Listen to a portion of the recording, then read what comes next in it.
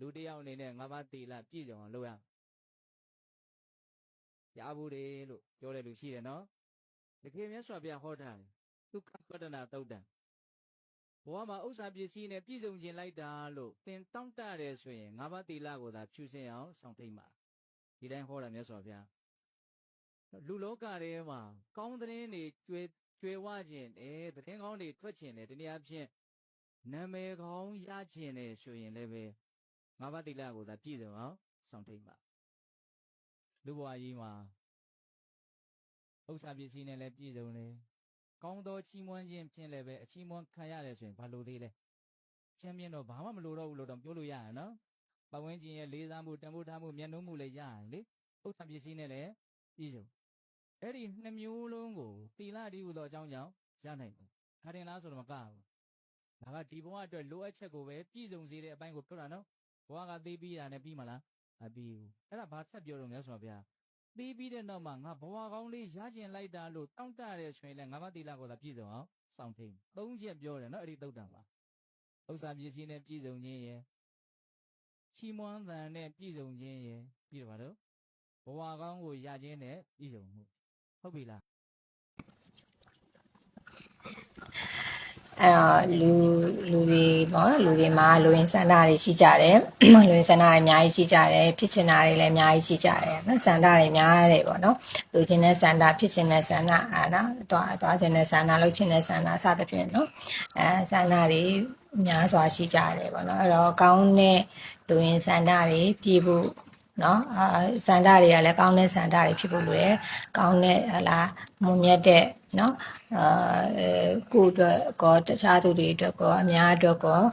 ကောင်းကျိုးပြုမဲ့စန္ဒတွေဖြစ်ဖို့လိုတယ်ပေါ့နော်အဲ့ဒီစန္ဒတွေပြည့်ခြင်းနဲ့ပြည့်ဝခြင်းနဲ့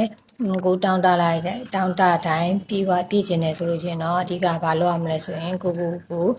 သီလတရားဆောင်ထိန်ရမယ်ပေါ့နော်အဲ့တော့မလုပ်တင်တာတွေကိုမလုပ်ရဘူးလုပ်တင်တာတွေကိုလုပ်ရမယ်အဲ့တော့မလုပ်တင်တာတွေကိုရှောင်ကျဉ်လိုက်မယ်လုပ်တင်တာတွေကိုကောင်းစွာဆောင်ရွက်လိုက်မယ်ပေါ့နော်စိတ်စေတနာမှန်မှန်လေးနဲ့ဆောင်ရွက်လိုက်မယ်အဲ့ဒါအယူရှင်ဆုံးပဲဘဝမှာနေထိုင်နေဒါအယူရှင်ဆုံးတော့နေလမ်းမယ်အဲ့တော့ကိုဖြစ်ချင်တာမှန်သမျှကအဲ့ဒီလိုမျိုးဆောစောရလို့ကိုစောင့်ရှောက်ပြီးတော့မှနေထိုင်လိုက်ခြင်းအပြင်သီလတရားဆောင်ထိန်ပြီးနေထိုင်လိုက်ခြင်းအပြင်ကိုဖြစ်ချင်တာတွေမှန်သမျှကိုဖြစ်လာစေတယ်ပေါ့နော်အဲ့တော့အချိန်အတိုင်းတာလေးဟလားနော်ချက်ချင်းဖြစ်တာနဲ့အချိန်နည်းနည်းလေးပြီးပြီးတော့မှခဏအချိန်လေးနည်းနည်းလောက်အောင်ဤတည်ခံပြီးတော့မှဒါဖြစ်လာတာလည်းရှိတယ်ပေါ့နော်အဲ့တော့အဓိကကတော့တေချာပေါက်ကိုဖြစ်ချင်တဲ့ဆန္ဒကိုဖြစ်လာစေတယ်ပေါ့အဲ့ဒါအဓိက main point ကပါပဲဘာလဲဆိုလို့ရှိရင်ကိုစောင့်ရှောက်တယ်ကိုသီလထိန်သိမ်းတယ်ကို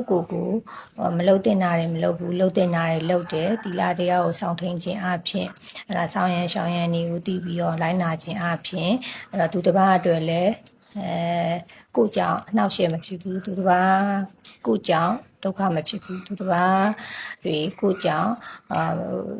နော်ပစ္စည်းဥစ္စာပဲဖြစ်ဖြစ်နော်အစားအသောက်ရကိုကြောင့်နောက်ရှက်မဖြစ်ဘူးထိခိုက်စေဘူးပျက်စီးစေဘူးပေါ့အဲ့တော့ကိုစောင့်ရှောက်ခြင်းထိမ့်သိမ်းခြင်းဟလာသီလတရားထိမ့်သိမ်းစောင့်ရှောက်လိုက်ခြင်းအပြင်သူတစ်ပါးတွေအတွက်ပါအနေကင်းပေးခြင်းစီတယ်ပေါ့နော်အဲအကြောင်းမလို့အဲ့ဒီလိုမျိုးရိုးရိုးရှင်းရှင်းလေးနေထိုင်လိုက်ခြင်းအပြင်ကိုပဲကျမတို့ဖြစ်ခြင်းတဲ့စန္ဒတွေကောင်းတဲ့လူရင်းစန္ဒတွေပေါ့နော်ဖြစ်လာစေတယ်ပေါ့အဲ့တော့ကိုယ့်ရဲ့စန္ဒတွေကလည်းပဲကောင်းတဲ့စန္ဒတွေမွန်မြတ်တဲ့စန္ဒတွေကိုတိုးတက်လမ်းကြောင်းအလိုသားအကျိုးပြုစေတဲ့စန္ဒတွေဖြစ်ဖို့လိုတယ်အဲ့ဒါဆိုလို့ရှိရင်တော့ကျမတို့ကောင်းတဲ့စန္ဒတွေကိုအဲ့တော့ကောင်းတဲ့စန္ဒတွေပြေဝမှာဖြစ်တယ်ပေါ့နော်အဲ့ဒါကြောင့်မလို့ကျမတို့ကဒီသီလပေါ့နော်သီလတရားကိုလုံခြုံအောင်စောင့်ထိန်ကြဖို့လိုတယ်ဘယ်ခြေနေဘယ်အခါမျိုးမှာပဲဖြစ်ဖြစ်ဘလောက်ပဲခက်ခဲကိုယ့်ရဲ့သီလကိုမပေါက်ဖြစ်ပဲနဲ့လုံခြုံအောင်စောင့်ထိန်ကြပါလို့တိုက်တွန်းချင်ပါတယ်အဲ့ခါကျတော့နော်ကိုသီလကို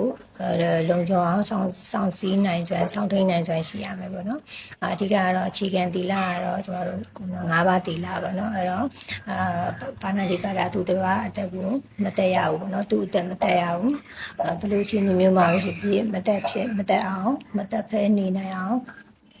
မတက်ဖြစ်အောင်ကြည့်ဆိုင်ရမှာပေါ့နော်သတိထားရမှာပေါ့အဲ့တော့သူ့ဥစ္စာမခိုးရဘူးဘယ်တော့ပဲခက်ခဲသူတို့ကဥစ္စာကိုအဲ့တော့ခိုးရအောင်မယူရဘူးပေါ့နော်အဲ့ဒါမျိုးလုပ်ရမယ်ပြီးရင်ကာမီတူမီဆက်စားတာပေါ့နော်သူတို့ကပိုင်ဆိုင်နဲ့အဲ့ဒါသူတို့ရဲ့အဲ့လားစနီးမယားသူတို့ရဲ့လင်းယောက်ျားပေါ့နော်အဲ့ဒါမျိုးတွေကိုကျွန်တော်တို့ကပြင်မရဘူးပေါ့နော်အဲ့မပြင်မရဘူးနောက်တစ်ခါကျတော့သူရာမရဆိုတဲ့အတိုင်းပဲမူရစ်အရက်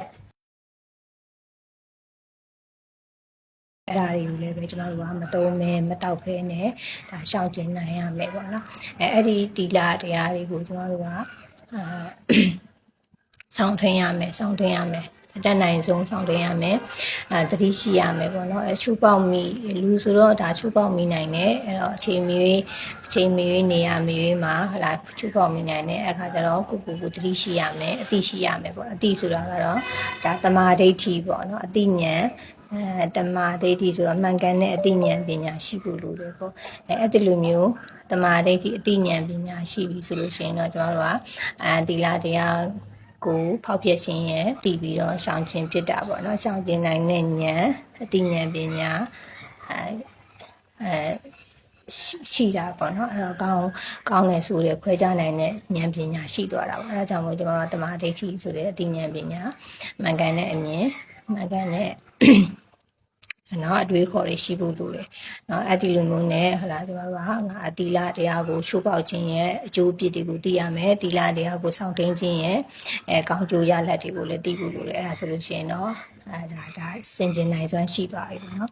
ဟုတ်ပါပြီအားလုံးပဲကိုစိတ်နှပြကြမှာကြပါစေလူရင်းဆန္ဒနဲ့တလုံးတော်ပါပြပါကြပါစေပေါ့နော်တီလာဆောင်ကြည့်နိုင်ကြပါစေ